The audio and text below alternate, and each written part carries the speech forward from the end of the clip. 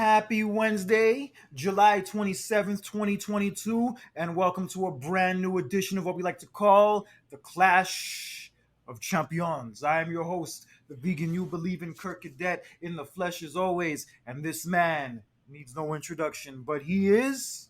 This is none other than his tag team partner, none other than the one and only Jonathan Randall. And ladies and gentlemen, God Almighty, we have so much. Too much has happened. Too much has happened. I don't know where to begin. To be honest with you, we got SummerSlam literally on the horizon this weekend. But first and foremost, we got just bigger news to talk about. Bigger news, more like the biggest news. As this episode is going to be a very special episode, as this will mark the very first episode we do of Clash of Champions where Vince McMahon is not in charge of WWE. And with that being said, let's get into our first major story. As it was announced this past Friday that Vince McMahon is officially resigning from being the head of WWE, which includes the creative team. Yeah, and when I sent you the link and I sent you the information, you thought he was still in creative, and I was saying to myself like, no, dude, I think he said he's retiring. I think maybe when I sent you that, you kind of thought, to be honest, you kind of thought that okay, maybe he's still going to be in creative, but once it was in full detail about what he was doing, that he's really stepping down, I think that was a shock to you. Yeah, I couldn't believe it. Actually, the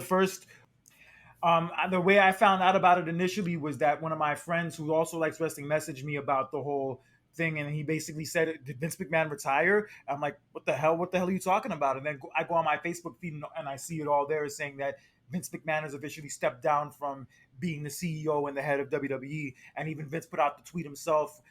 With the WWE slogan at the end of it, saying that it was his time to retire. That at 77 years old, it was time for him to step away and all that jazz. And yeah, it's very surreal. It's kind of one of those things you knew would happen eventually, sooner or later, but you weren't really sure how you would feel about it or what it would be like once it did happen. And you know what? Like, it has a lot to do with the what's the word? Scandal. Yeah, with the scandal that's going on. You know Yeah, what I no mean? shit. So, yeah, and it's like I feel personally it was like he didn't leave comfortably on his own terms. Kind of like when Shawn Michaels left, like he left on his own terms, peacefully. You know what I mean? This was kind of like a last minute, like, I got this going on. I need a, you know what I mean? Like it was kind of like he was forcing himself out. Yeah, that basically what it came down to because the other allegations came out about him paying $12 million in hush money to all these different women to keep quiet about him fucking them, and also in other cases like threatening to like fire them and threatening their position in the company if they didn't fuck him. And Right. also, it came out last week that HBO Sports and other publications are also working on other stories about Vince, in which they're going to actually interview people, like interview actual people who were involved with him. I heard that Netflix is supposed to do a show about him, but when the whole scandal came out, they pretty much like pulled the plug, and I'm not surprised to hear that though. But Yeah, that's right. That did happen. Yes, it did. yeah, yep, And so basically, this whole thing just came down to the fact where he probably had a meeting with a group of people, and maybe they told him it would be best for him to resign before things got worse, because things are about to get worse in this whole scenario. This thing is not over yet. And hell, even something just came out on Monday about basically it was found out that he did use company money to pay off these women, ooh, totaling the amount of $14.6 million. wow, wow. No And he wonder, no wonder they had cutbacks and all that stuff, man. All making sense now. and that's probably why he stepped down on Friday, because he knew probably the story was about to come out. So maybe to save himself and Yeah. the company any more embarrassment, he just decided to walk away. Not surprising, because yeah, this whole situation is just been getting worse and worse every week, and every week it seems like a different Well, story comes out or a different situation well, comes out of it. well, well, I'm not surprised to hear that. I mean, we said this in the last episode that whenever you have stuff like this, more and more stuff is going to come up within days and weeks. That happens all the time. So this is not a surprise. I told you this was going to happen. I stuff like this happens all the time. Whenever is a like a scandal related to like sexual misconduct or anything like that, once you hear one person comes out, somebody else is going to come out, and it is pretty much the whole thing as a domino effect. It happens all the time. This is not a surprise. I told you in our last episode that this was going to happen. I'm not surprised to hear it. Um, the whole using company money is a bit surprising to me because I don't know if you remember. You got to remember how several years ago how remember you had talked about how they were on cutbacks a lot financially. So now Budget hearing cuts. this, yeah, hearing this is like, well, damn, I'm not surprised to hear that now. And that type of finances really affects a lot. It affects the you're paying your employees. It affects. I remember they didn't have any pyro for like the longest time due to budget cuts. The simple stuff, stuff like using the same stage set, for amount of years mainly when it comes to pay-per-views because of money. So now hearing this is kind of like, oh, now I know where all this is coming from. Now it makes sense now. Yeah, but it's freaking messed up. It is. Yeah, it is. Use all I that, know. Yeah. and he's gonna have to pay all that money back too, Good lord. which I'm sure he can wipe his ass with. But still, That's a lot though. But yeah, and he could get into even more trouble now that this is coming out that he used company money. This could yeah. apparently he could be like under investigation by the government now. Wow. Shit is bad, man. Uh, mm, mm, mm. And it's because of that. It's because of this whole situation, and not to mention what the product's been like as a whole the last few years. It's because of all of that. I have a lot of mixed feelings about him stepping down. It was forced. It's just my thing is that I've been a fan of wrestling and WWE in particular since 1994. That's Yeah. most of my life, and most of my life, Vince McMahon has been the head of that, for better or worse. For all those years, he's been the head of WWE for like pretty much myself, you, and pretty much anyone who's become a wrestling fan ever since the early to mid '80s became a wrestling fan partly because of Vince McMahon. And it's a weird experience knowing that he's no Well, longer going to be being the head of that company anymore. well, you know what? Like I told you before, like it's very similar to when a sports commissioner steps down. Like that's why I made the reference to David Stern. David Stern pretty much changed the whole outlook of the NBA as we see it now. That's like what Vince did for the WWE. And yeah, there is a certain time where like when you get a certain age or you get a certain point in your life, you're gonna have to make that choice to like, look, I need to step away, I need to step down. I know it is surprising how the way he did it because of what's going on, but still at the same time, I mean, eventually this was gonna come. This was gonna happen. You know what I mean? Is it shocking? Yes, to see because we've pretty much seen this person pretty much throughout our We lives as grew wrestling we basically fans. grew up with him. We basically grew up with the dude. Yeah, it's no different from when we watch our favorite wrestlers. Like especially when we see them after they retire. It's just like, damn, it's like I grew up with you, and it's like it's so crazy to see you older now and all that stuff. It's just like you know what I mean, and you never would think to see that day come, but it happens. You Yeah, know, and basically, yeah, like I said, it's kind of bittersweet because of like the circumstances behind it, and just in general, yeah. like it's a lot of the creative stuff we've been seeing on TV the last couple years has been consistently bad. I hate to say it, but it has been. There's been some good stuff. Don't get me I wrong. Don't get me know. wrong. There's been good stuff also, but the bad shit has really stood out. Most of it's been bad. It's most been bad, and I think the one thing that really just bugs me to this day was the stuff that he did last year when he released a lot of top talent that came from NXT that were gonna be like, okay, this is gonna be our future, and you didn't use them well, and now you're getting rid of them. So that really like bugs me now. Ever now that he's gone, it's like, well, damn, like what would have been like if they would have kept these guys? You know what I mean? Don't get me wrong. I speak for everybody. I feel you. I'm sure you feel the same way. I'm so thankful for everything that he has done throughout his term of being, Chairman of the board. the head of the company and all that stuff. Yeah, of everything. Yes, there has been bad stuff though, but majority of it was like very good, entertaining things. This is the end part just wasn't so good though, but overall, we were thankful. Yeah, I mean, obviously there would be no WWE the way we know it today without Vince McMahon. All the great memories we have, whether it be WrestleMania, whether it be the Hogan era, whether it be the Austin Rock era, the Attitude era, Ruthless Aggression, all of that was from Vince being at the head of it and Vince being the one Yeah, putting it all together. And it's, I yeah, know it's a weird thing considering, like, all the allegations and all the stuff that's coming out about him. And this is the stance I take that I've been taking ever since he stepped down. You can still enjoy WWE and you can still appreciate all the things Vince did for wrestling and Vince did to make us all wrestling fans and make us enjoy wrestling. But you can also at the same time still think that he deserves to be punished for what he did and that it was fucked up that he did what he did and that he should be stepping away and that it is time for him to step away. You can take both stances. You don't have to just pick one or the other.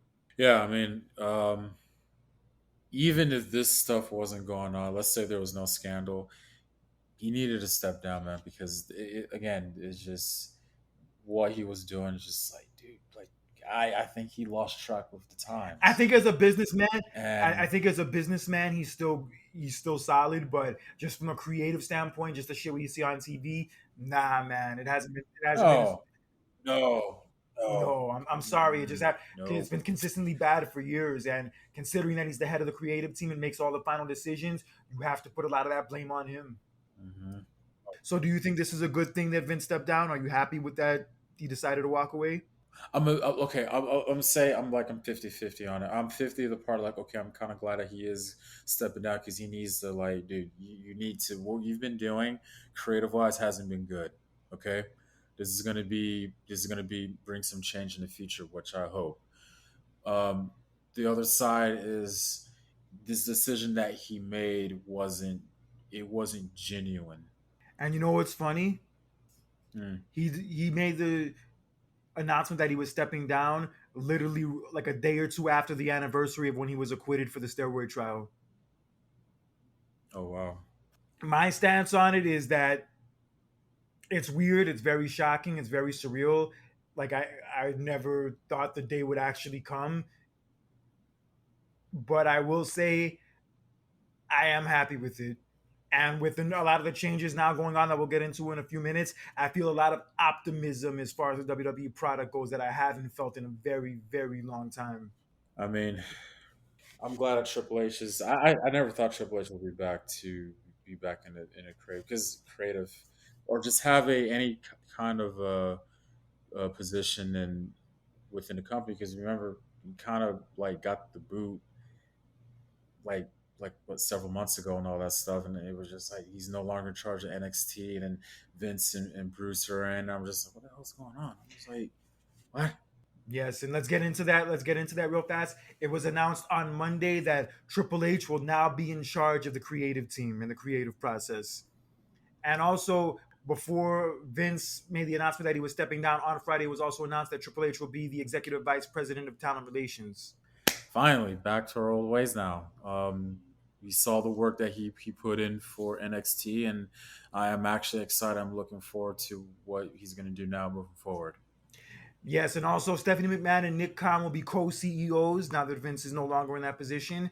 And yes, Yeah. the announcement of Triple H being the head of creative team has apparently been met with a lot of optimism and a lot of Triple H even had a meeting before Raw on Monday and basically made it clear to the town that it's going to be more transparency going forward under his regime as opposed to Vince's, and there's going to be more of like open communication, and there's going to be more willingness to listen to the talent and listen to their issues and whatever problems they may be having. And Yeah. I like the sound of this. I really like the sound of all of this. Thank you. Yeah, I do. I like this. I like this. This first, it was pretty much he had his little own State of the Union address, and I like it. Another change that that we need to talk about is how Raw is going to be TV 14 again. Oh yes, that the story did come out 2 weeks ago. It was originally said it was gonna start on the 18th of July on that episode of Raw, but it did not. But it is something that is gonna be Yeah. happening eventually, and according to reports, it is a USA call, not a WWE call. Right. Yeah, maybe USA is getting sick of these bullshit low ass ratings and they want to switch things up. I know. Well, another thing they need to switch up is go back to 2 hours. How about that? Well, that was a USA decision also, and Yeah, and it it's was crazy, from the and beginning. it's It was. and it's crazy. Last Saturday was a 10-year anniversary of the first Raw of the 3 hour era that we're still living in today. That Raw 1000, Yeah. Yeah. that Even. Raw 1000 was 10 years Yeah. ago last Saturday. Yeah. Crazy Even man. though it got a lot of it got high ratings that night, but ever since then it just wasn't. I mean, we I'm sorry, we had talked about this before. We talked about this before. It's just it hasn't been working, man. And I know that was a USA call; it was for more money, but ever since then, it just really hasn't been the same. And I think honestly, you should go back to that 2 hour time slot because it is hard to sit there and watch a show for 3 hours. It really Yeah, is. even if it's a good show, even if it's a good episode, yeah, those 3 hours are really pushing it. And crazy, it's Yeah, been 10 whole years of this. Raw's been 3 hours for the I last know. decade, and honestly, it's progressively Yeah, gotten worse since then. It's progressively gotten worse. yeah. And about the rating change, about that's soon about to happen or whatever. There's been 50-50 about, oh, this is good and I can't wait, and then some is like, whoa, if creative wise it's not going to be a difference. Well, that was before Vince stepped down. Okay, still though, now that Triple H is in charge now, and with this so-called rating change about to happen, at the same time, I have to agree with with some of the fans. There's creative wise that does play an effect. Just because there's a certain rating doesn't mean you got to remember how creatively that's going to be transferred to the rating. Now, if I don't know if everybody doesn't remember, Kurt, I know you remember this. In the early days of the Attitude Era, it was TVPG at one time, briefly. Yeah, I remember. Hell, even the '80s era was PG technically, although they didn't do TV ratings back then like that. But yeah, even that era was PG. And my thing is, it's great that they're gonna go back to TV 14 and all that, but you have to remember, just because they're going back to TV 14, that's not automatically gonna make the product better. That's what I'm saying. Like, in creative, that's when the creativity comes into play. Because as great as the Attitude Era and the Ruthless Aggression Era were and all that, there was still a lot of fuckery and a lot of bullshit angles and bullshit segments and storylines they did do during those periods of time. That's a given. No matter what, every era has their flaws. It happens. That's a Like given. like Vince McMahon saying the N word. Well, yeah, I mean, every era has their flaws. Even before our time, there were flaws at storylines. Like, you know what I mean? It happens. That's a given. So not everything is going to be perfect. Yeah, but I feel like above all, back to the Vince thing, I feel like a lot more people are happy about Vince stepping down than not happy. I know there was a lot of like a lot of people online, like a lot of people who worked with him over the years, like Kevin Nash, for example, being one person tweeting Mhm. out like, "Thank you, Vince. I wouldn't be where I am without you. I wouldn't have the life I have without you." And also Pat McAfee tweeted out telling him thank you and that his business advice was priceless. And yeah, he's done a lot for people. You can't say that he hasn't. He's made a lot of people very rich and very successful, and people who probably wouldn't have had that type of life otherwise. Yeah, they do owe that to Vince, and that's fair. But also, you have to realize, for all the people he did right by and all the people he helped out, there were also a lot of people he did wrong by and a lot of people he did fucked up things to. And you can't turn a blind eye to that. Yeah. But one person who wasn't very happy about some of the rejoicing about Vince stepping down was one of his old stooges on screen, Gerald Briscoe. And this is what he had to say in his tweet. Oh. Disappointed to see all you jabronis celebrating the retirement of the man who created a world that gave you so much enjoyment growing up. If Vince never existed, all you marks would have sadder lives than you already do. What's your take on it? I want you to speak on your behalf first. Uncalled for. That shit was uncalled for.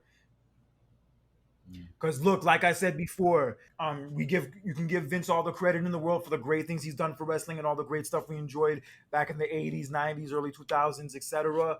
But you also have to acknowledge the fact that he's done a lot of foul shit over the years. For one, that Rita Chatterton incident where he freaking tried to rape the girl in the backseat of his limo, all the other shit about the other women that's been coming out about him threatening their job if they don't sleep with him and then paying them money not to say anything. Also, a lot of the creative stuff we've been seeing over the years that's been asinine in many ways, and all the people he let go last year for no reason because of the quote unquote budget cuts. He has a lot of red flags against him too, and it's okay to acknowledge that. And with that and that being considered, I can't fault anybody for being happy that he's gone and happy that he's leaving. Like I said, at the end of the day, we get all about the stuff, the recent stuff, the bad stuff, creative wise that you know that he has done. But like I said before earlier, overall in general, you know, we have to be thankful for what he has done, entertaining us as fans. Yeah, no doubt about that. I don't disagree with that at all. My stance, my stance is I thank him for all the great things that he did for wrestling and all the great stuff I've been able to enjoy over the years. But I'm also very disappointed in the way he's done things in recent years as well. I know. And both of those sides of the coin are a part of his legacy, for better or worse. I mean, overall, if you ever gave him a grade, would it be 50-50? Is it more 80-20? I'm talking about overall creative wise. Fuck, that's hard. Because even the Attitude Era, he kind of had to be forced into that with by like Vince Russo and Sean and Triple H, and also WCW gaining up on him and all that. I don't know, but at the same time, he still made a decision. Yeah, to his credit, he went through with it. I grant him that, obviously, but uh, I'll give it a B plus. I'll give it a B plus. Okay. Me, it's pretty much like the same. It's like 80-20. You know what I mean? Because I'm not just talking about the stuff attitude era wise. I'm even talking about the stuff he did, before that. You know what I mean? Before my time. You know, like hell, I look at the stuff back then, and it was like so much better than the stuff that I saw. Like 2009, 2010, when I wasn't watching wrestling. That's when I stopped. You know, um, it just and also you got to remember the creative wise, and let's not forget the Mr. McMahon character as well. Let's not forget that part too. That was something that he Yes, didn't have to do. He didn't have to do that. He chose that. That was a choice. He didn't have to do that. He could have, and also, after the whole McMahon and Austin rivalry, he didn't. He could have just went and stepped back and like, I don't want to do this no more. I just want to just work in the back. There were times where he just wanted to like take a break and just work in the back full time. You know what I mean?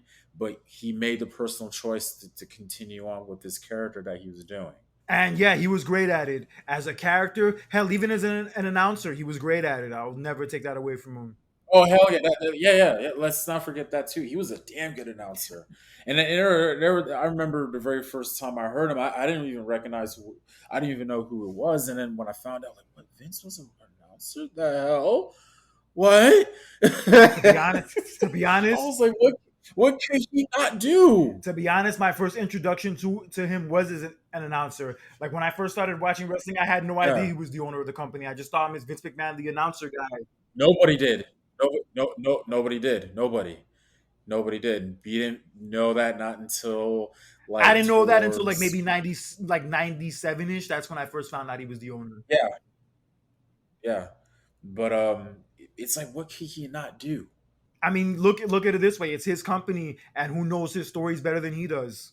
Right. I mean, I understand most of the bad stuff. I get that, and this happened when he was like he was older, and sometimes keep up with the times and all that stuff though. But like just overall in general, he put in like a lot of work. Yeah, the dude's a freaking workaholic. That's the other thing that's he's always been known He for. doesn't rest. He really doesn't rest that much. You know what I mean? And that's another thing. And that it's just it's a lot. Not a lot of people could do that. Nah, and that's why he's one of a kind, for better or worse. There, like I've talked to people, that dude I told you about, who was my old coworker's roommate, who used to work for WWE. He told me there's like Vince is unlike any other person you'll ever meet on this earth. Mm. Best the way it's been described about Vince overall the last few days is that he was the best thing to happen to wrestling, and over the last few years, he's been the worst thing to happen to wrestling. Yeah. He's the main reason why people started watching wrestling, and the main reason why people became wrestling fans. And I would say maybe ever since the buyout of WCW, he's been the reason why people have turned away from it. Mm. I ain't gonna lie. I mean, because it was. I remember after WCW was ran out of business, and then the Attitude Era ended, and I think I've told you this, a couple years ago, how me growing up, I would run into people who was like, man, I used to watch it, when Rock and Austin and such and such were still wrestling, and I kind of just like said to myself, like, okay, I understand that though, but like, it's still good. I kind of like, are you like, bro, like, are you like a lack of faith or something like that, or just like Well, I mean, I don't know. Like, I understand that they had the little state of flux because most of their top stars were gone, and but it was like entertaining wise, it was like it was still there, and it was kind of like weird to hear some wrestling fans like, I don't watch it anymore, and like, wait a minute now, like, what about the other people who's a part of it, like Angle and Jericho and this is how I break it down because I went through that experience myself. After WCW went out of business, and then WrestleMania 17 happened and Austin became a bad guy. The Rock left to do a movie for a few months. Then Triple H gets hurt. Eddie Guerrero and China get fired. Rikishi gets hurt. Chris Benoit gets hurt. They do the whole invasion bullshit that ended up being a huge disappointment. no, no, You look at the product in 2000 and you look at the product in 2001, big and, difference. and I as much know. as I love wrestling, I can see how somebody would look at it and say, this isn't interesting. I don't want to watch this anymore. I I understand. could see how people felt that way. And you have to remember, like during that Attitude Era, how many of the people who were watching during the Attitude Era were like really hardcore wrestling fans who've been watching for years, who have been watching it hell since the Not a lot. Nixon era. Not a lot. So I could see how like a lot of people turn away from it in the sense how like it was a fad, it was something that was popular for a while, but then it wasn't as popular anymore, so people just weren't as into it anymore. It happens, Yeah, man. It yeah, happens. yeah. You're absolutely right. There was that big um, line, big difference between your average fan and a fan that actually was actually like a hardcore, fan. So yeah, you get it. But I got that. But the thing is, like, I got those comments from people like 2002, 2003, Yeah, which exactly. really rubbed me off the wrong. Exactly that. It was just like, wait a minute now, like, I understand. Like, look, the stuff that we see in 2002 and '03 was way 10 times better than we saw in 2001. Like, way better. Well, Like, dude. to be fair, the beginning of '01 was great. Up until WrestleMania, the beginning of '01 was great. Oh, okay. Well, I meant. Well, I'm sorry. I meant the Evasion storyline. I didn't mean Yeah. to say the whole 2001. I meant to say Evasion storyline. My bad. The stuff that I was seeing in pretty much in '02, '03, when I had these conversations with certain people, it was just like, wait a minute now. You Angle, Benoit, Jericho, Lesnar, Mysterio, like Triple H is, like, come on, Booker T, like, dude, really, like, you're just talking about Rock and Austin and how, like, come on now, like, Just rockin' Austin? Did you just say just rockin' Austin? Really? that's what they were saying. That's what they were Okay, saying, okay. not Yeah, because me. What the hell, like, look, they weren't the only part of the show. There were definitely a lot of other pieces besides them that made product and the show interesting, but losing the both of them is a hard thing to get over. That's not some shit you get over overnight. It is. I understand it. I understand it. That's what people. When I would go out to him, that was like the first two. Oh yeah, ever since Rock and Austin was Yeah, gone, like I just I would go to open, that was like into the 2009 period, I would be going to open mics, performing at open mics, and I would be, and like a lot of the dudes, they would be just talking about wrestling, and like I could tell by like the things they were saying, and it's like the events they were referencing that they were legit fans, like they knew their shit. And I asked them straight up, like, why did you guys stop watching? And they just said basically after Stone Cold and The Rock left, there was nobody really to cheer for, and that's why they pretty much walked away from it. And I get that mm, because they were the main guys, like the main people you were fans of. And then once they were gone, the same thing happened when Hogan left. When Hogan left, there wasn't anybody like for the fans to really get behind to that same level. As great as the like Brett was and Sean was, it just wasn't the same. mm. Yeah, it just always goes through those transitional periods, man. And myself, I was in high school in the freaking ruthless aggression era. Yeah, during that period, it was not even close to being as popular as it was like 3, 4 years earlier. Trust me, I went through that. Oh no, no, no. Oh no, no. Of course not. My Of course not. my Because freshman year was still moderately popular because that was the because Austin was still around, Rock was still around. They had that WrestleMania that year with the Rock and Hogan match. But then, like by 10th grade, 11th grade, yeah, it was not popping anymore. yeah, I understand, and I remember during that Attitude Era, it was like really special because it felt like literally everybody knew about wrestling. You didn't have to be a fan and you knew about it. If I say The Rock or Austin, like, oh, I know who you're talking about. I don't really watch wrestling, but I know who you're talking about. That's what they're gonna say. You know what I mean? Whether if you're a man or a woman, like you knew about them. Oh, absolutely. And I think the reason why I stayed a fan, like even through those years, is because I was one of those people who was a fan like before it became popular. Like I became a fan of wrestling in 1994. If anybody who was watching wrestling before that year up to that point, they know that 1994 was not a popping year for wrestling at all. It was not popular the way it would become like in 98, 99, not even close. But the thing was with No, me, I didn't give a shit if it was popular or not. I just liked it. I enjoyed it. It was fun. you just genuinely liked it. That's what I'm saying. There's a difference between the hardcore fan and just the lukewarm, like, oh, I just like it because it's popular. You know what I mean? So So that's why like um, when the Attitude Era came around and it became as popular as it did, it kind of felt like a reward because I was like one of those people who was a fan like even when it wasn't popular. And then when it stopped being popular after the Attitude Era, I still stayed a fan because yo, I love this shit. I'm not gonna just stop watching it because other people don't watch it anymore. because you generally liked Yeah, it. but although admittedly in many ways it wasn't the same, and I did struggle with that a lot of whether or not I should still watch it or whether or not I should still enjoy it to the same degree. But through Yeah. thick and thin, 28 years later, I'm still a fan, and hell, I'm talking about it on a podcast. The same applies to me.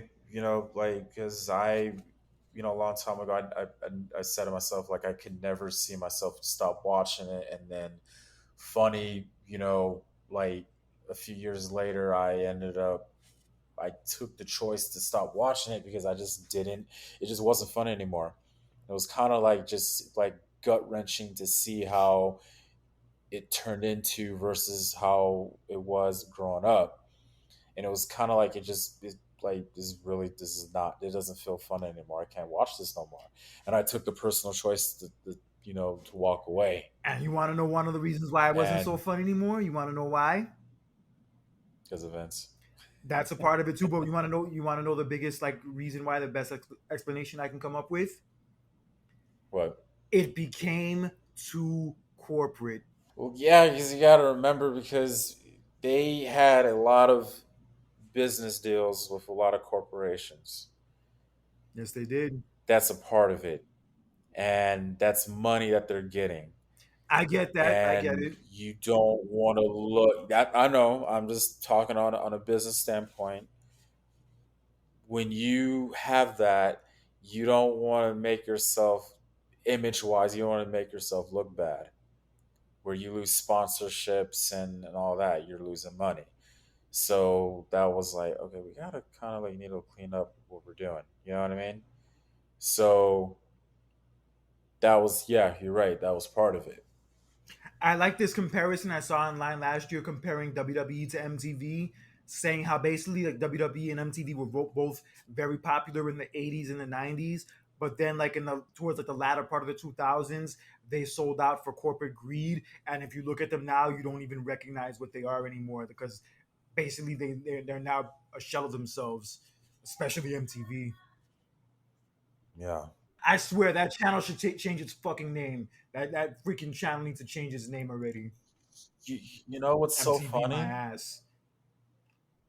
You know what's so funny? How both of those companies kind of were slightly changing in 2008.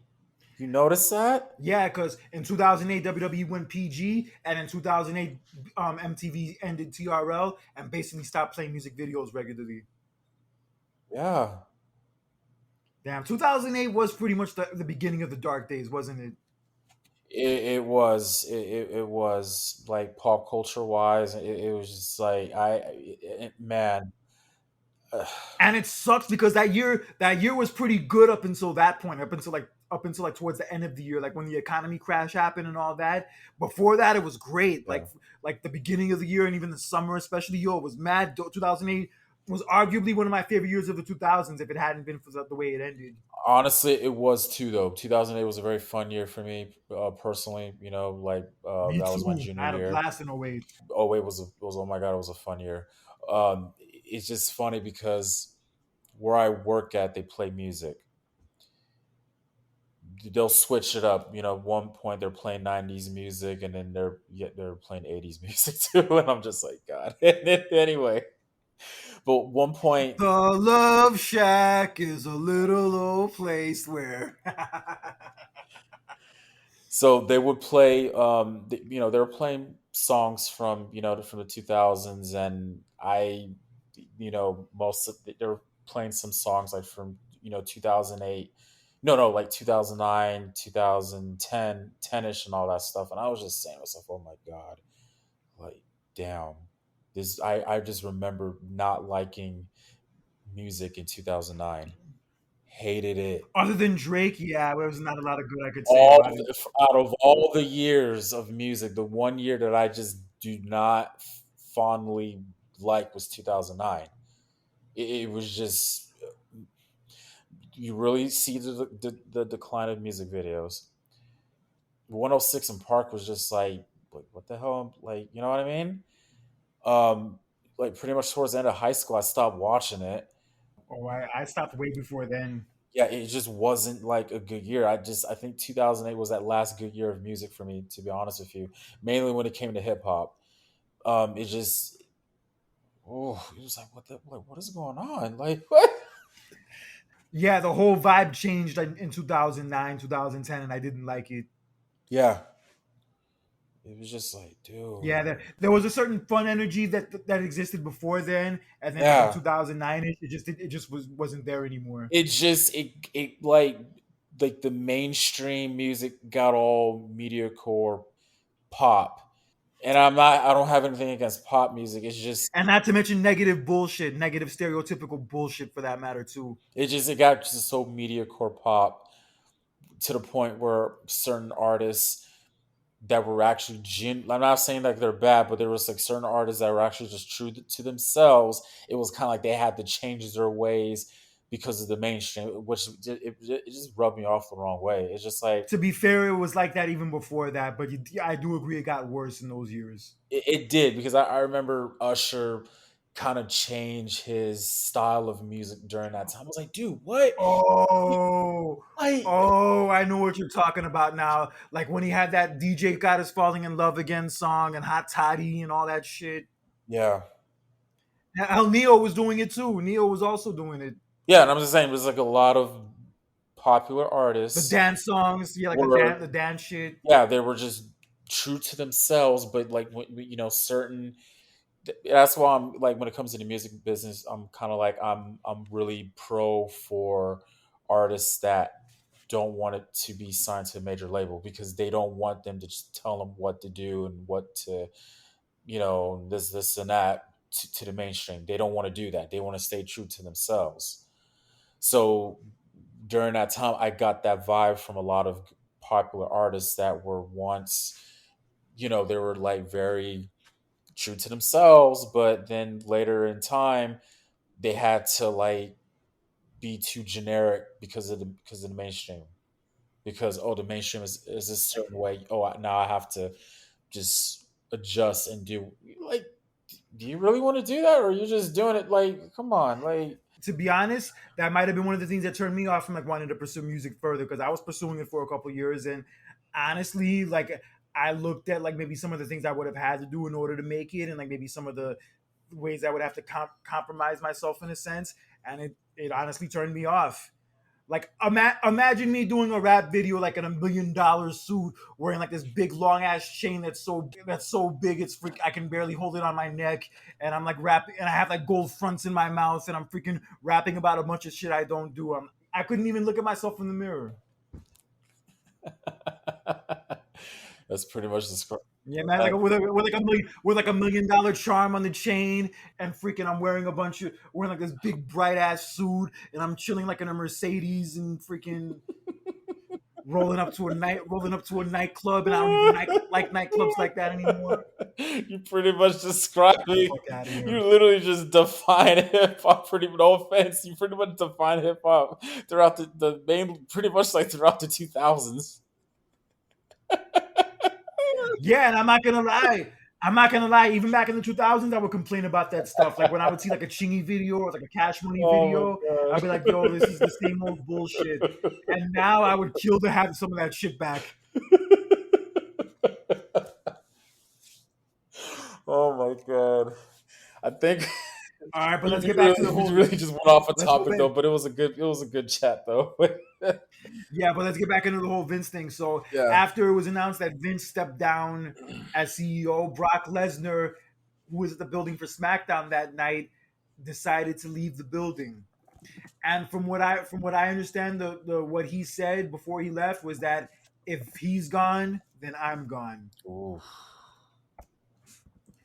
So there was a lot of speculation all day about like what was going to happen and what it was going to mean for SummerSlam, and that it was a possibility that they might try to call Goldberg to replace Brock to go against Good Roman. But lord. at the end of the show, Brock did show up and attacked Austin Theory, hitting him with an F5, beating the shit out of him with the Money in the Bank briefcase, and then hitting him with another F5 on the briefcase to end the show. And at the end of the show, he took his hat and nodded it to the camera, which was a nod to Vince, from what I understand. Hmm. So now that Vince is gone, the one thing that's popping up is whether or not certain people are going to stick around, or if certain people are going to be getting pushed the way they've been being pushed. Well, it's like I said before. The one thing I just really just wish would have happened if the pretty much the future stars that came from NXT were still here. Yeah, and I'm hearing a lot of chatter that a lot of them would have stayed, and a lot of them probably wouldn't have gotten fired had Triple H taken power sooner.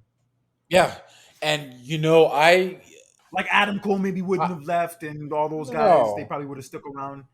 I briefly had this thought in my mind the other day. I said to myself, "What if Triple H reached out to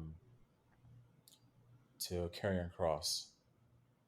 It's possible, I would love to see but that." Adam Cole and like Keith Lee and Aleister Black and all those guys, they're signed to AEW for No, I multiple mean, years. yeah, So it's gonna be yeah. I mean, and I don't know, like, I mean, I mean, yeah, and it is what it is, and and to be honest with you, I feel like they're actually generally happy that they're there because when I listened to Keith Lee's interview with Jericho a few months ago, and it was just how the way he described it, working with the WWE, you could one word to define would be confusing because it's like is this a lack of back communication because how the way he described it, it was more like you're being told one thing and you're being told the next.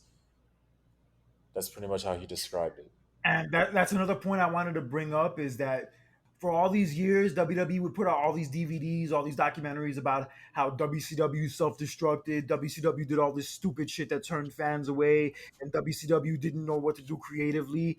And you fast forward to like a lot of the things that have been going on in recent years, and they're guilty of the same shit. Mhm.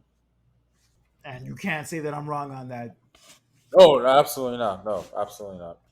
He probably wouldn't admit it publicly, but it probably drove Triple H crazy to see what Vince would do with the NXT talent he helped like groom and make out to be a big I deal. bet. And then when they go to the main roster, Vince just doesn't do shit with them, and then they end up getting fired for no reason. Yeah, that's the one thing that we forgot to bring up earlier, but we're bringing it up now. Like that was the one thing that really bothered me because like these stars on NXT were like, oh my god, like I I can't wait to see this person on the main roster. But once they get there, it's just like, what in the world are they doing to them? And we had this talk before last year when you lived here. It's again, I'm going back to the music reference. You're so good and genuine and just real in what you're doing music wise, but once you get signed to that major record deal, now all of a sudden, like, oh, I have to change myself because of the mainstream. Now my music is not as real how it once was.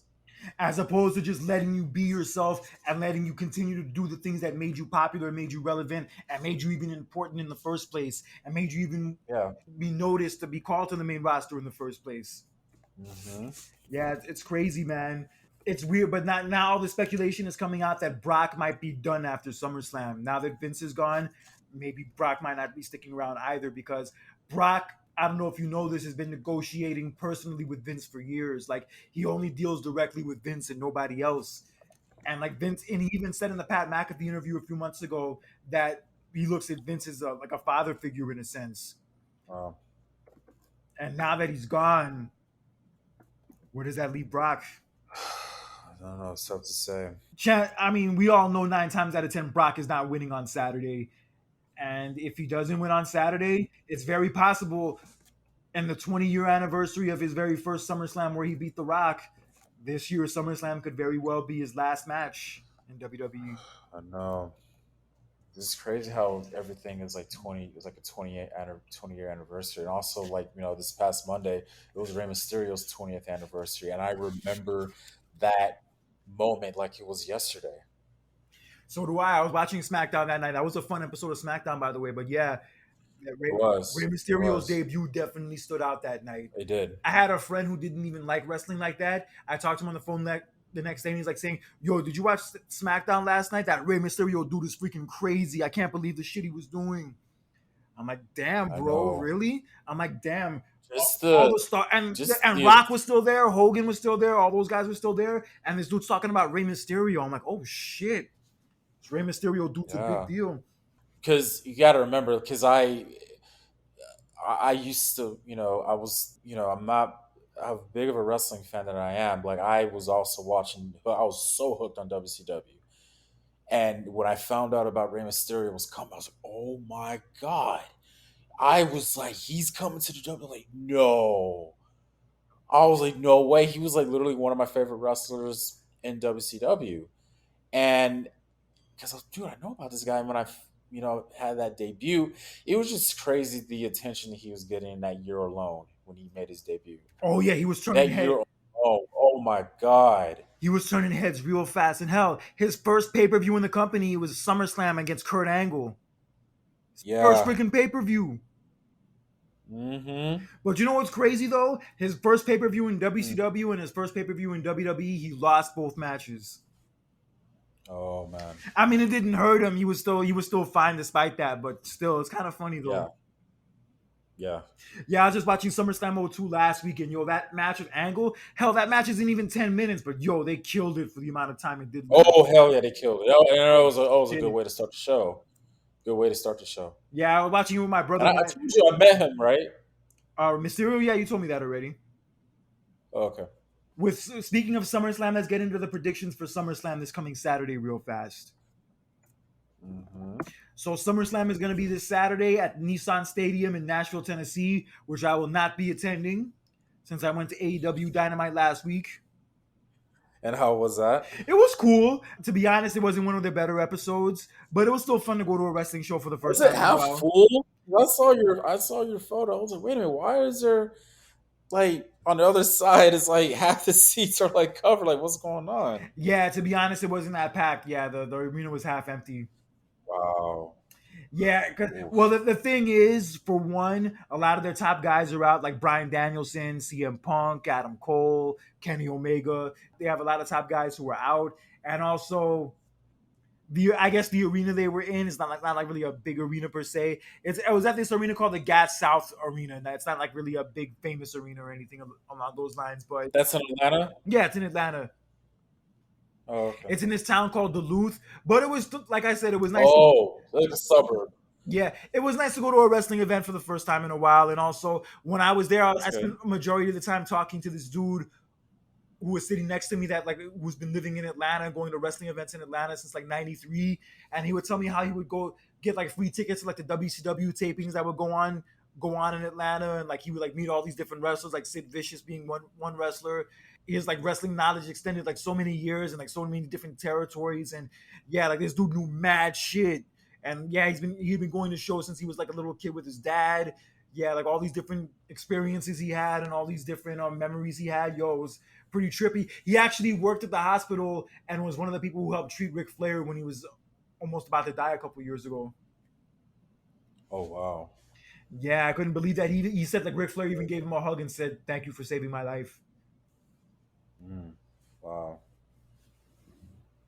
Yeah, he had a lot of interesting stories, man. Like he's been living in Atlanta for almost 30 years, and wrestling has a lot of rich history in this town. And yeah, like to get like a lot of the stories from him and from like a lot of different events that he went to and whatnot. Yeah, it was really cool. He actually went to Royal Rumble 2002 also. Oh really? Yeah, he did. Interesting. And obviously the WrestleMania 27 that was here too, which I'd rather forget, but that's another story. Yeah.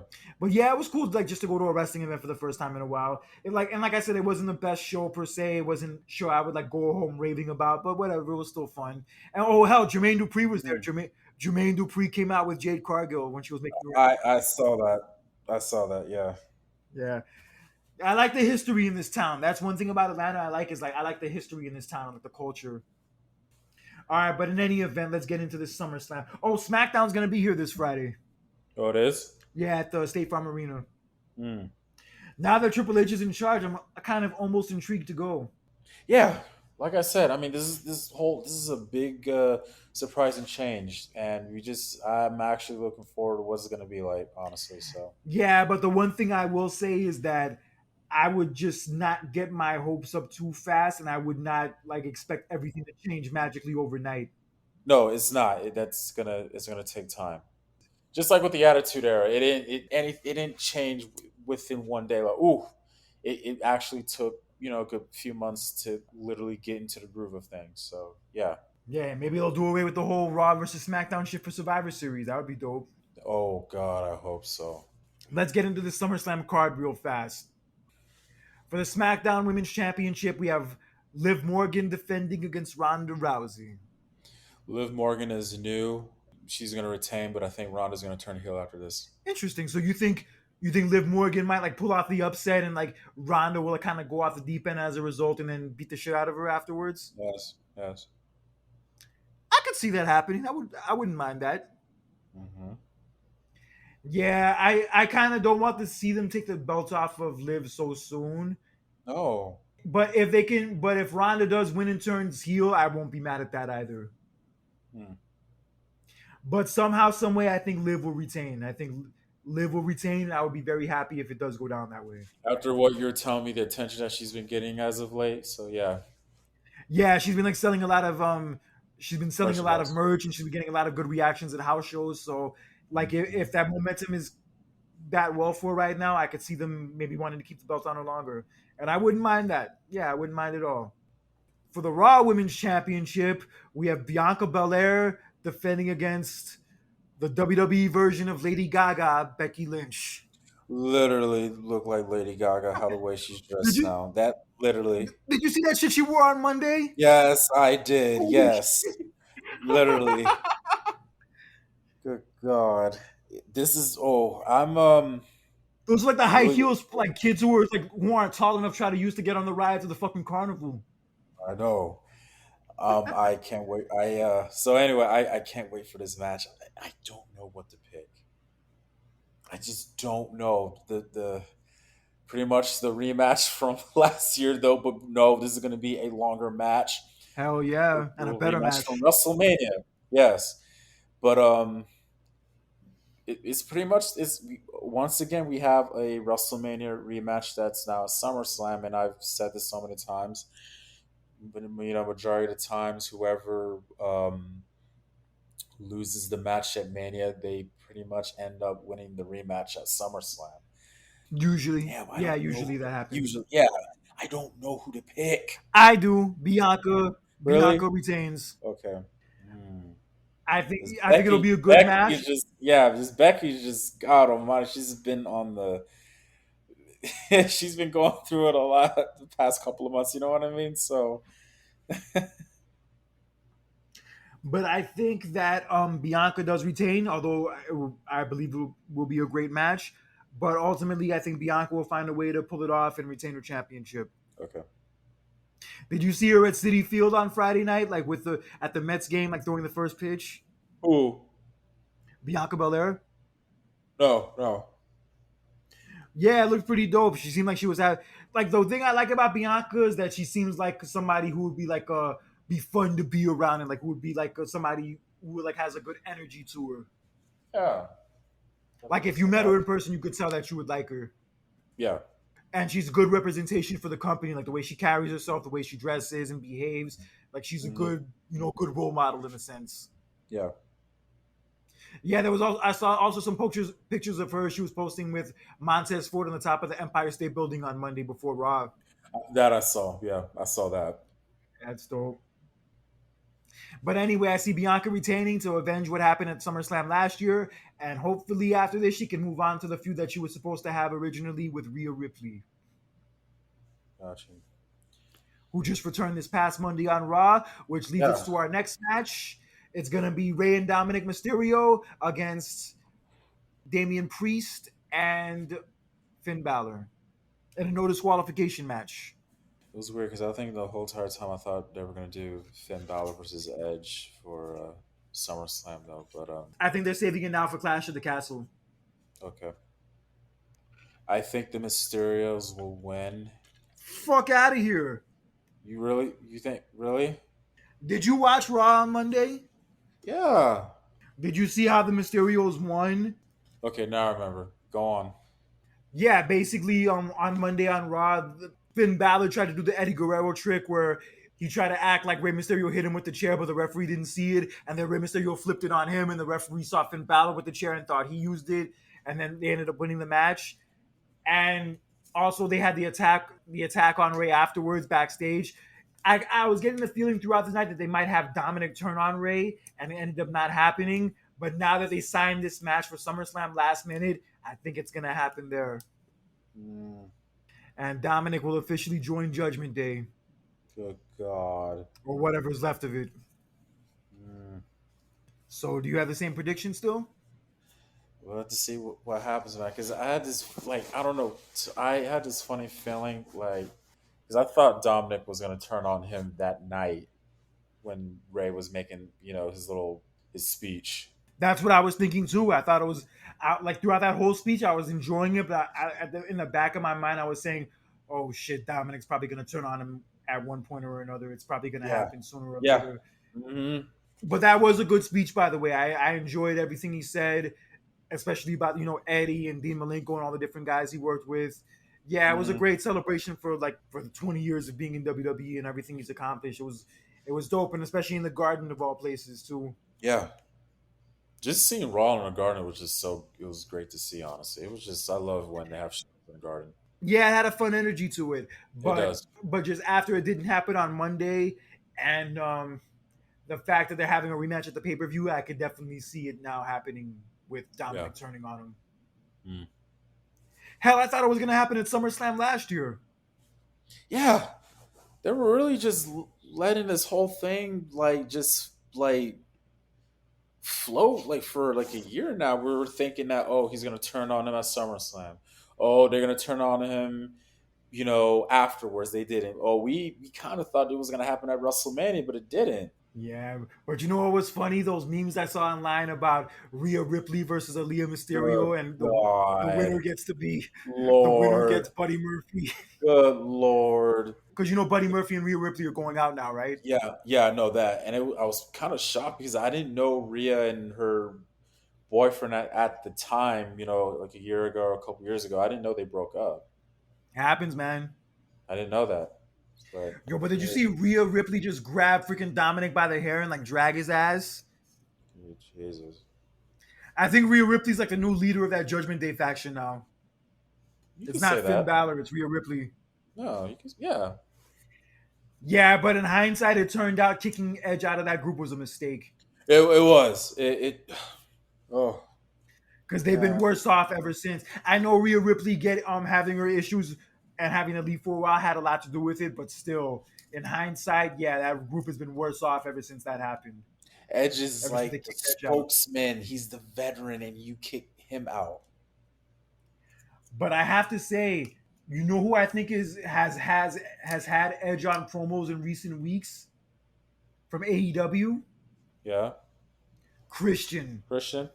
Yeah, Yo, Christian's been fucking getting a lot of heat with his promos the last few weeks, like referencing Luke Perry being dead and like making passes at like Jungle Boy's mom. yeah, pushing it, man. And then like he made a reference like Jeff Hardy's substance abuse issues because he was having like a segment with like Matt Hardy where like Matt Hardy was saying something to him and Christian's response was saying, "Damn, and I thought you were the sober one in your family." Good Lord. Yo, Christian's been like not giving a fuck lately with promos.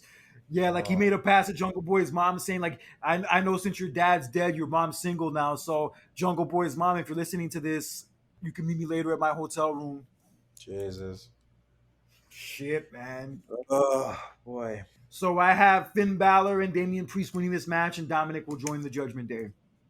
So moving on for the Unified Tag Team Championship, we have the Usos defending against the Street Profits, with Nashville's favorite son, Jeff Jarrett, being the guest referee. Hey. I think the Street Profits are gonna win, and this Jeff Jarrett's gonna lift their hands up and celebrate and all that, and like you said in our last episode, this is kind of like a last do or die chance for the Street Profits to win. I hope they win too, and I think they will now that you put it that way. But if by some reason they don't win, I think it's the beginning of them splitting up. Mm, I do think they will win because yes, it is Jeff Jarrett's hometown, and having him raise the Street Profits hand will be a better look than raising the Usos' hand. mhm. Kind of like how SummerSlam '99, the reason why Mankind won the match is because they wanted to have him raise the hand of a good guy, not a bad guy, being Triple H. Yeah. Oh yes, and Jeff Jarrett will be performing the next night. Jeff Jarrett will team with Jay Lethal to take on Ric Flair and Andrade. Mm. And they even did an angle on this a couple weeks ago where Jay Lethal and Jeff Jarrett attacked Ric Flair and made him bleed. Yeah, I saw that. Yeah, it went down. Ah. And also, from what I'm hearing, this Ric Flair thing isn't going to be a final match, but it's going to be a tour, Oh, really? apparently. Oh, okay. And Karrion Kross will also be performing on that show on the undercard against Davey Boy Smith Jr. Oh, for real? Yeah. Oh, wow. But I will say, I just hope this show turns out better for Jeff Jarrett than the In Your House in '95 did when he lost to Shawn Michaels. Oh my God. I remember that In Your House vividly when he debuted that country music song he had that Road Dogg ended up being the real singer of. Yeah, he had a lot of momentum at the time, and it's funny that same night him and Road Dogg both walked out because they were going to split them up right after that show when they still had a lot of when they were like pretty much at their peak at that point and they had a lot of momentum going and they were against it. So in protest they walked. Dang. Crazy, man. Yeah, I was wondering what happened to them after that, but yeah, it's crazy that they were going to split them up afterwards and they just weren't having it. All right, so moving on for the United States Championship, we have Bobby Lashley defending against Theory. If Theory wants to get more heat on him, I think he needs to win. especially the disrespect that he got on Monday. Did you see that? Or what Roman said about him, saying you wouldn't know what to do with that briefcase, and your daddy's not here to protect you anymore. Oh, Yeah, I was harsh. that ooh, in the garden. Oof. That was I think possibly the first Vince McMahon list show at Madison Square Garden. Yeah, So you think Theory wins the belt back? yeah. I mean, if you want, I think he's gonna be heated from after what happened on Monday, and yeah, I because it would be weird for him to lose. Like, okay, he gets disrespected on Raw in the Garden.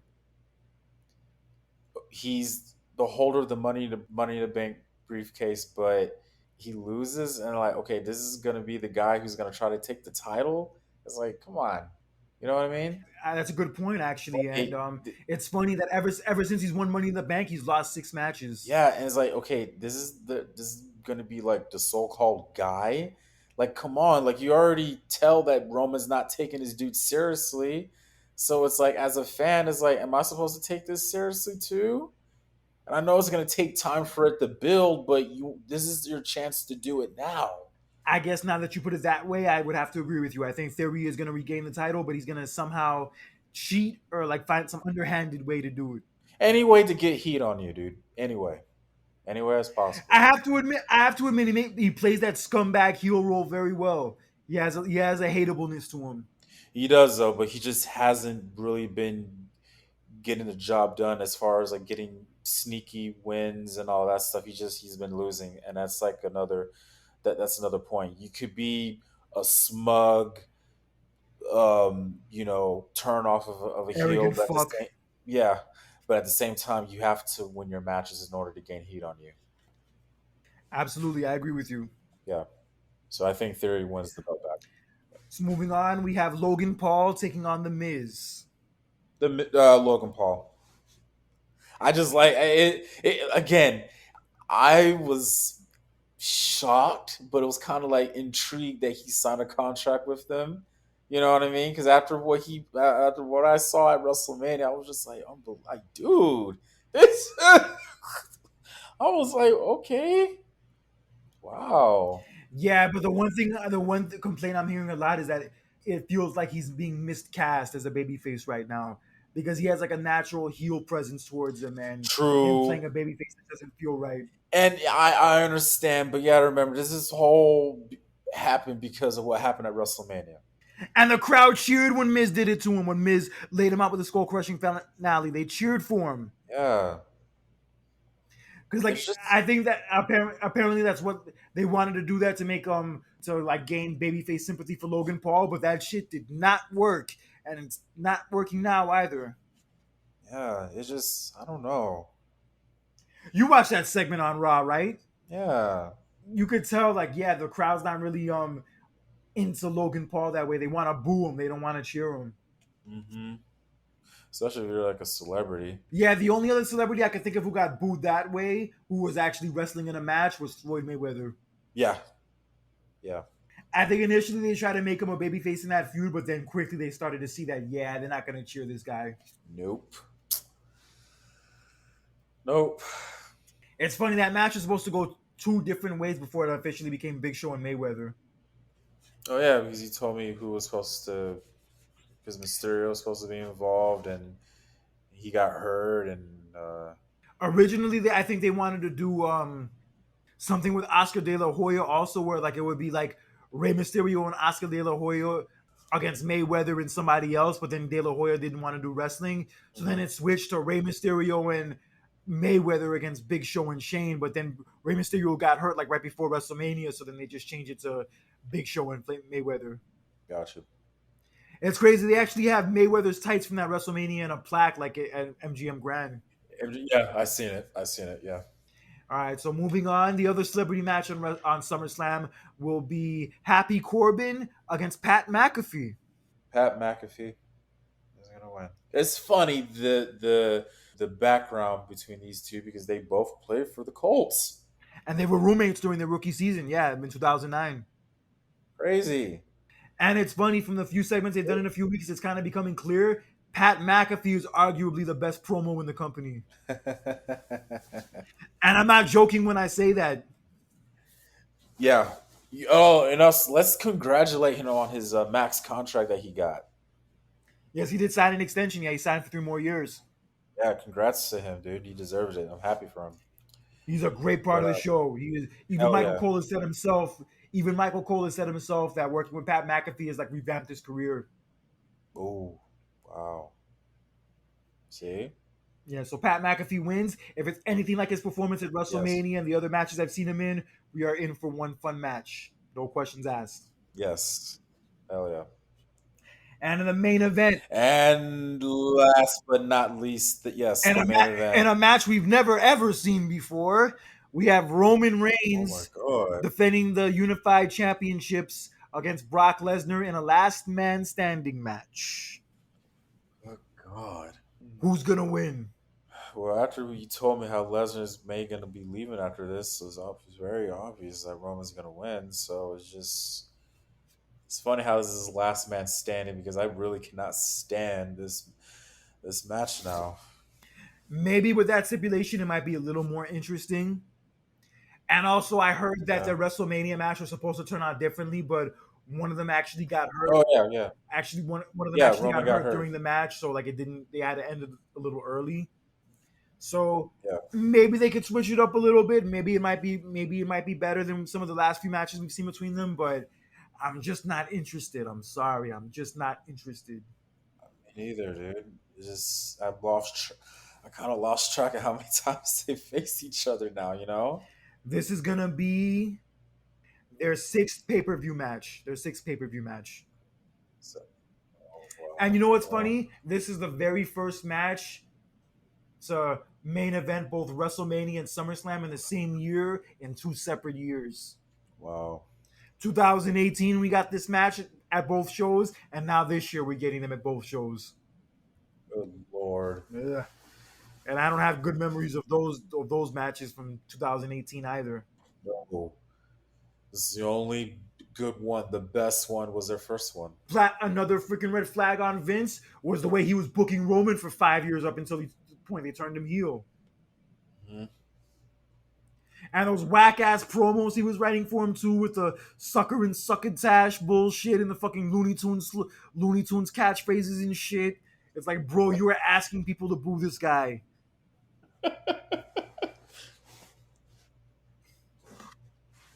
I was seeing memes with freaking Roman Reigns' face and like the Looney Tunes logo and shit for a while during that time. Yo, bro. That early 2015 version of Roman, yo, they were doing him no favors. No favors. God, I feel bad for him. Yeah, like the crowd was shitting on him, the crowd was booing him. I was at that WrestleMania in Santa Clara where they freaking were merciless towards him. And even before the show started, I said, yo, I feel so bad for Roman and for how badly the crowd's gonna boo him tonight. Because it wasn't his fault. That's the thing with Roman. It wasn't his fault. He's just No, it going wasn't. out there doing what he's being told to do. And but it's Right. just not something that people want to see. You know, it was one mistake I'll briefly get into. I remember when he got hurt, like like it was like September 2014. Yeah, yeah. And then looking back at it now, I think he was supposed to be the sole survivor in that Survivor Series match as opposed to Dolph Ziggler. But since Roman was out, they gave it to him instead. Yeah. So one mistake that they made, they kept. I remember like throughout the months they would like interview him on his injury, and I kind of like was against that because like you're supposed to keep him out of the picture, keep him, you know what I mean. Like when somebody gets hurt, you don't interview the dude like every week. You know what I mean? It's just like, dude, like just have him come back. We'll see him again when he's ready. But they kept showing him and showing him. Like, dude, what are you doing? Like the Randy Orton CNN shit that he was doing back in '02, when like every week he would be in That his like was arm different. brace. That was different. Yeah, I get it. I And understand, but that's different. Like you didn't. That's like when Triple H hurt his quad. I mean, you of course the following week you saw like, oh yeah, I have to go get surgery. That's different. But you didn't see him every week telecast. You interview him. his Oh, progress. yeah. You didn't. Come on. Yeah, it is what it is. towards his return, then yeah, and I think that's one of the part of the reasons why the fans were were liking him. Yeah, and that was on Vince and the creative team. Oh, and also Yeah. speaking of which, I don't think Vince is the only person who's going to be gone soon. I forgot it was somebody else. Kevin God, what's Dunn his name? apparently Kevin is. Dunn.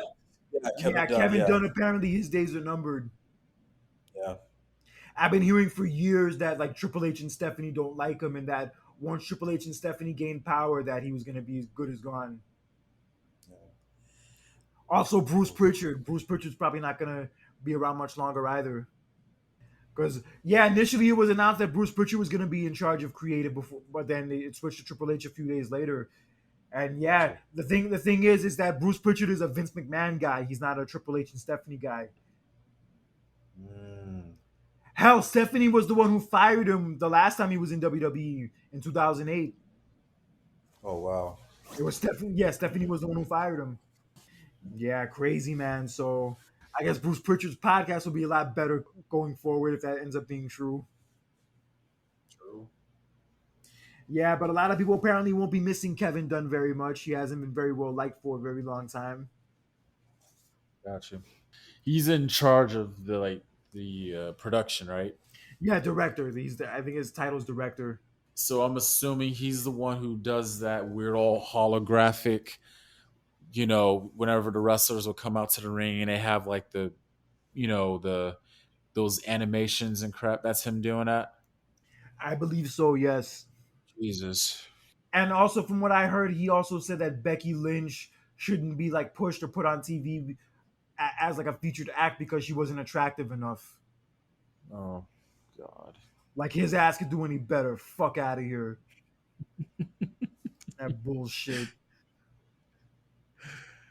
Uh, But anyway, so yes, Roman retains, and SummerSlam ends with Roman raising both titles with the fireworks in the air as the show goes off the air. mm, Third SummerSlam in a row that's gonna end with like Roman standing tall. Jesus. But the winner of this match, which will more than likely be Roman, will be meeting the winner of the Sheamus and Drew McIntyre match this coming Friday on SmackDown at Clash of the Castle. Oh, we all know who that's gonna be. Yeah, so more than likely we're getting Roman against McIntyre at Clash of the Castle, and I hope that is the place for Roman loses either both titles or at least one of them. That would be messed up if he didn't win. If he didn't lose one of them. Yeah, because look, I love Roman. I have no problem with him taking on a lighter schedule. I get it, I understand it, but I don't think he should be the champion, much less have both titles if he's going to be a part-time guy. Yeah. And I was seeing that as a list of like some of the things Triple H should like definitely make as a top priority to change now that he's in charge. Is that yeah, take the titles off of Roman, make the IC title and the US title more relevant, more prestigious, and like revamp the tag team division, do away with the 24/7 title. Yeah, I read that. Yeah, just things like that. But considering what Triple H did with NXT, I have faith in him that the creative process and the show in general, maybe not overnight, will become more enjoyable over time. Yeah. And who knows, maybe they'll put Paul Heyman on the writing team again. Hmm. And this time, Paul Heyman won't have to answer to Vince. No. So No. crazy. We're seeing in WWE where Vince McMahon doesn't have final say in anything. Ugh. Hey, certain times in life you have to make that transition. Things can't last forever. No, they cannot. But someone who doesn't have a lot of faith in this new direction of WWE, even though he's not in the company anymore, is one CM Punk, who appeared at San Diego's Comic Con along with all other AEW talent this past weekend. This is what he had to say about the new regime. You think because he tweeted that I'm retired that he's not going to be hands on? I don't think the structure there, the what's the word I'm looking for? I don't think the culture there changes at all. It is what it is. I'll put it to you like this. Oh boy, people are going to be real fucking mad about this, but fuck it. Mercedes and Trinity meeting Sasha Banks and Naomi, they leave. They announce on SmackDown that, gosh darn, we are so disappointed in them. They really let our fans down. Brock splits. comes back, obviously. I think he worked the show. Whereas Michael Cole saying Brock Lesnar really let these fans down. I walked out. They went on TV and called me a quitter. What's changed? What's the difference? You're going to attack these two poor women who had enough and walked? They have bigger balls than everybody there. What's changed? There's nothing much that's changed. There's people that talked about it and people who do it. The people who lick the boots and have the audacity to say that about those two women, fucking cowards and bootlickers. That shit is ridiculous. Why didn't they do it to Brock? I mean, he does have a point though. I mean, how creatively how it was back then though. But I mean, uh, I know him and Triple H didn't get along and they had like a strained relationship, so I'm sure I a know. lot of it comes from there. And he was right Yeah. what he said about Sasha and Naomi. He was dead on. I liked what he said Yeah. about them having more balls than pretty much everybody there. Right. Yeah, and you notice a lot of that talk, a lot of the people shitting on Sasha and Naomi for walking out has gotten a lot quieter ever since the whole Vince scandal came out. Yeah, because like we've said, and even with CM Punk's case, also we could just tell by watching the show on a weekly basis and seeing how it plays out. Like I could like just see for myself like how somebody could be that frustrated and that sick of it that they just can't take it anymore and they just walk. And as someone who's been like that unhappy at their job before, I can't fault them for that. I know that's what one of the reasons why he took a leave of absence. Yeah, the way he described like his last few months there before he left with like the staph infection and all the other injuries he was dealing with and all the other frustrations he was dealing with, it's like, bro, he had to get out of there. There was no other way. Nope. Yeah, I mean, I was sad to see him. I was sad to see him leave as a fan, obviously, but yo, he has to take care of himself first. Like, he has no obligation to keep wrestling for WWE just for my sake. Right. Yeah, but speaking of Triple H, today is Triple H's 53rd birthday, so we want to wish a happy birthday to Triple H. Yes. I like the tweet that Stephanie put out earlier saying, "Happy birthday to the man that makes me sing." Because I don't know if you ever saw that video where they're driving in the car and Stephanie McMahon is rapping the Bust a Move song. No, I never seen that. Oh, shit is mad funny. It's a dope track, by the way. Yeah, it is. Yeah, so happy birthday to Triple H. And also congratulations to Cody, who won the SB last Wednesday for Best WWE Moment of the Year. Oh, I'm not surprised to hear that, and I'm really happy to hear that. And congrats to him. He deserved that. And oh my God, it's just if only if he was here right now, man. Oof. Yeah, it sucks he got injured when he did, but I just wonder what his relationship is like with Triple H. Mm-hmm. Because I don't know if you remember, like at that first AEW show in 2019, Cody took like a sledgehammer and destroyed the Triple H throne with it during one of his entrances. Oh wow. Shit. Yeah, because I know like Vince was the one who like brought Cody back and like negotiated to get Cody back. But does that mean that he's cool with Triple H? Mm. I guess we'll have to see when Cody comes back. Mm-hmm. Yeah, it's so crazy that like at this like 1 year ago, Triple H has that health scare where he almost literally died, and then he gets NXT taken away from him, and then Vince McMahon basically fires pretty much everybody on his team and like revamps NXT into that 2.0 bullshit, and it hasn't been the same since. And now 1 year later, Vince McMahon is gone, and Triple H is in charge of creative. Wow. Crazy how things turn around. I know. But I'm happy, man. I mean, I don't know for sure how this is gonna turn out, but I do. But overall, I just feel really good about it. I feel really good about this change and the I do. direction more than likely it'll go in. I do. And it's not gonna be a overnight thing. It's gonna take some time, but the future looks bright, and I'm actually happy to to to hear it, see it, and I'm looking forward to it. Like I said before, I have a excitement and an optimism for the product that I have not had in a very long time, and I mean that shit. Vince had a great run. Vince was great for years. Vince did a lot of great things, but it's time to move on. And that's all I can say. It's just time to move on.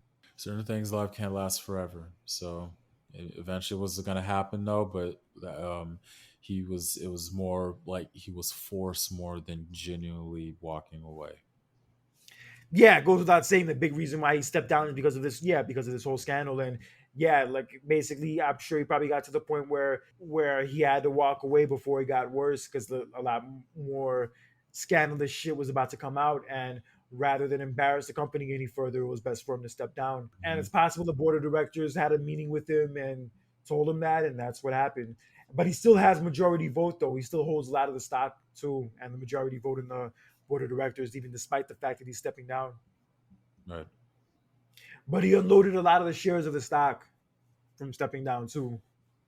Yes, and also it was announced today that WrestleMania 40 in 2024 will be taking place at Lincoln Financial Field in Philadelphia, Man. And this is going to be in April, right? April 6th and April 7th, 2024. Okay. I've never been to Philly. I don't know how the weather is during that time though, but they had a few years ago they had talked about Philly being a destination for the future. So I mean, yeah, I have no problem with this. Philly's like one of the best wrestling cities in the world. yeah, Philly's mad dope. It's Rocky oh yeah, Balboa country, son. It's fucking Rocky Balboa country. equal country too. Yeah, I definitely want to go. That's definitely a city I want to go visit, and I want to do a run to the Rocky fucking statue, You're the gonna Rocky, run the up Rock there. steps. Hell I can yeah! see you. I was doing I was doing a Rocky marathon on 4th of July. I bet you couldn't wait to get to the fourth one. Yeah, I watched the first two on the actual 4th of July, and I watched 3 and 4 like the day after. Oh, nice. Yeah, the fourth one is probably the peak of the whole series, hands Oh down. hell yeah, no doubt, no doubt. Great movie, great story, great soundtrack, especially. Mhm. Yeah, it doesn't get any better. Although all of them are good in their own way, except for five. Rub me off the wrong way. That one, yeah. I have to do a Cobra on the Cobra Kai page. I have to do a buy or sell on the worst sequel: Karate Kid 3 or Rocky 5. I would say Karate Kid 3 though. I mean, Rocky 5 had it had a legit kind of plot storyline because it's like you're rich, but you kind of like going back to where you started. But it was in a messed up way though because freaking Polly had was like taking money, and it's just like seriously and He like wasn't. I don't know if he was taking money. I think he was like I think he signed like a paper in the wrong place or something, and then oh yeah. It was. I was like, dude, I was yeah. I have to. Yeah, the Rocky 5, just the whole vibe of the movie, I just wasn't feeling it at all.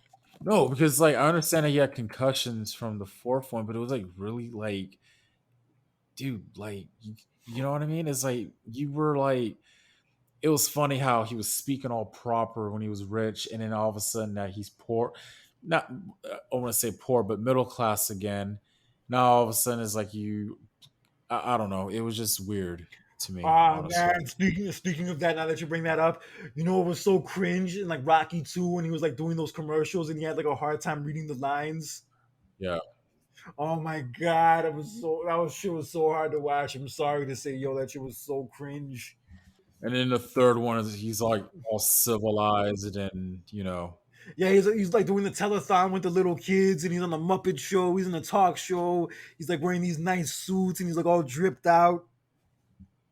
hmm He's gonna do the Rocky Balboa dance.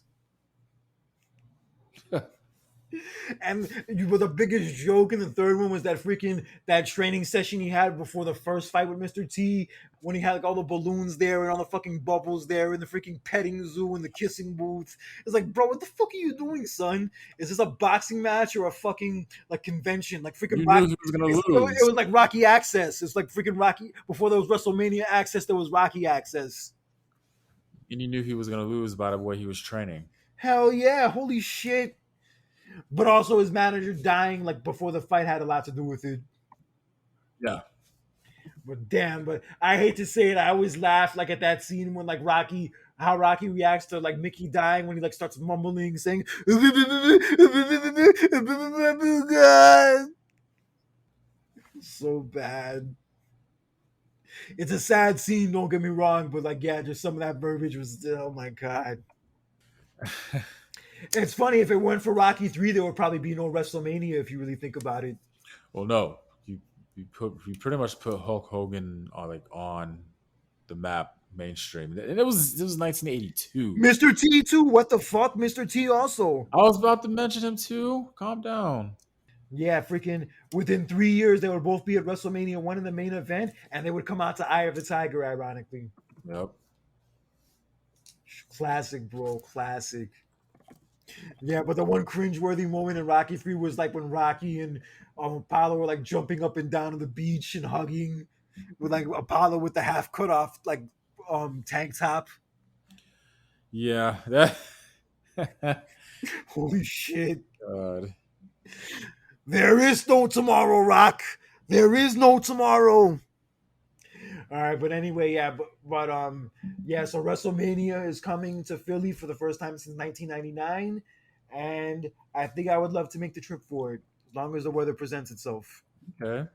But I tell you, but first things first. So I had to get my tickets for WrestleMania for next year, which goes on sale next month, by the way.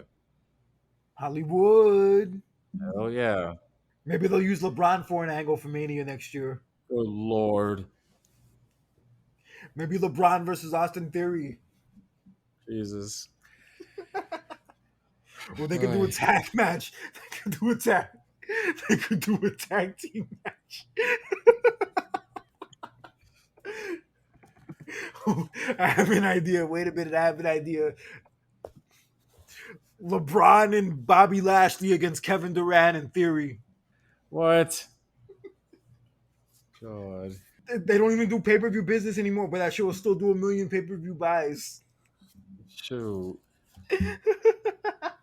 Yo, I'd pay to see it. I bet anything would. And Steph Curry's the guest referee. Jesus. Holy shit. All right, bro. One last thing we'll get into before we get out of here is that it was announced today that the XFL, the new season, will be launching in February of next year in 2023. Yes, and I seen the list of the cities that will have teams, and I'm actually really happy to hear that Vegas is one of them. So it'll be Arlington, Houston, Las Vegas, Orlando, San Antonio, Seattle, St. Louis, and Washington, D.C. Okay, cool. Yeah, We'll see how it turns out. The Rock and his ex-wife, Danny Garcia, were actually on ESPN, I think, a week they and a half were. ago talking about it. They I were saw them watching on it. there. I was watching. It was really cool to see that. It was on the Jackson State University. It was a black college, and Deion Sanders is the coach of the football team over there. Good shit. But the one thing I liked that The Rock said was that the main reason why he wanted to buy the XFL is like to give opportunities to those players who went through the same thing that he went through, like when he didn't make it to the NFL and like when he Yes, got cut from the yes, PFL and all yes, that jazz. yes. After watching Young Rock and hearing it, yes, I'm actually it's very genuine and very heartfelt to hear that.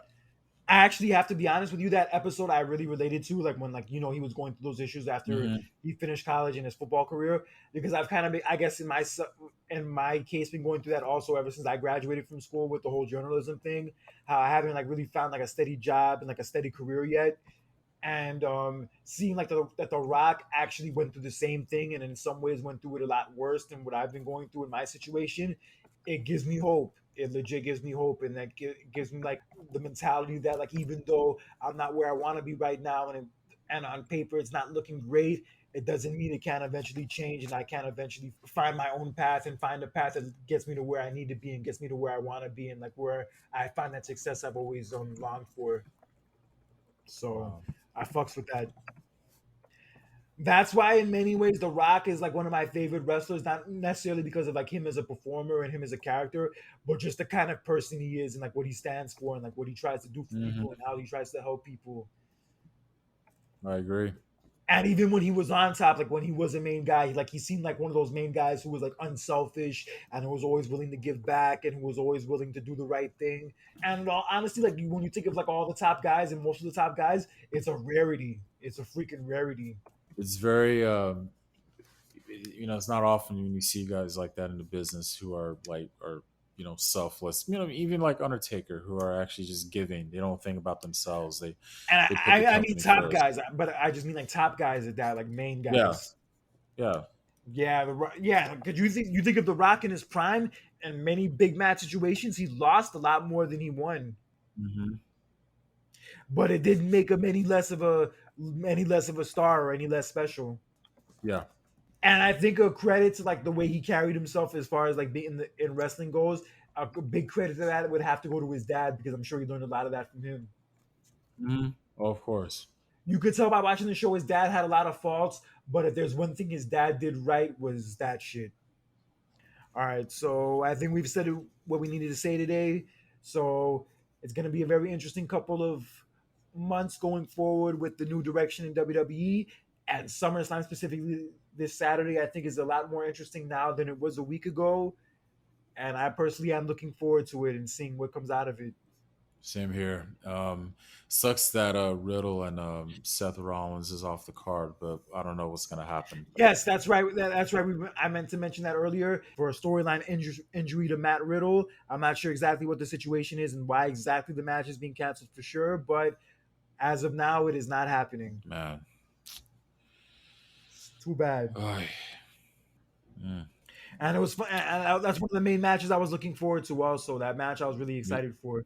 me too. Me too. Ah, shit. But maybe Rollins will have a match with somebody else instead. I don't know. Have to wait and see. Perhaps we might see a surprise return on Saturday. Hopefully, we have to wait and see on Saturday. Maybe Bray Wyatt,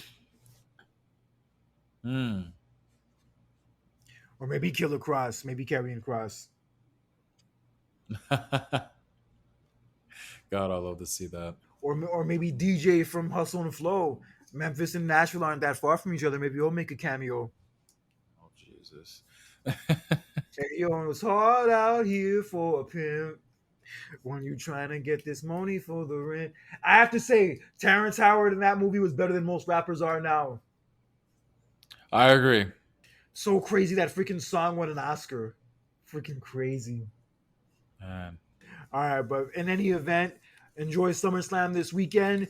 Hopefully, we enjoy what comes out of the WWE product going forward with Triple H in charge. And it's a bittersweet feeling to not have Vince McMahon around anymore. But at the end of the day, the dude did a lot of wrong things that weren't cool and that don't deserve a pass. And considering that, not to mention some of the things we've seen on the show the last few years, it was time for a change. And now that change has happened, I can't say that I'm not excited about it. Can't deny that either. So we'll look forward to what the future holds. And like I said, things don't last forever, and it's unfortunate, but it had to happen somewhere somehow. And you know what? In life, things happen for a reason. Let's not forget that. Yes, and hopefully that reason is a good one. And we'll see what happens going forward. But until then, for John Randall, this is Kurt Cadet for another edition of the Clash of Champions. Enjoy SummerSlam, and we will see you guys next time. Still weird that it's in July, though. Still not used to that. I know. Me neither. But I'm still going to enjoy it regardless because it's still SummerSlam, my second favorite event of the year. And hopefully this shit is popping. So until next time, take care, guys.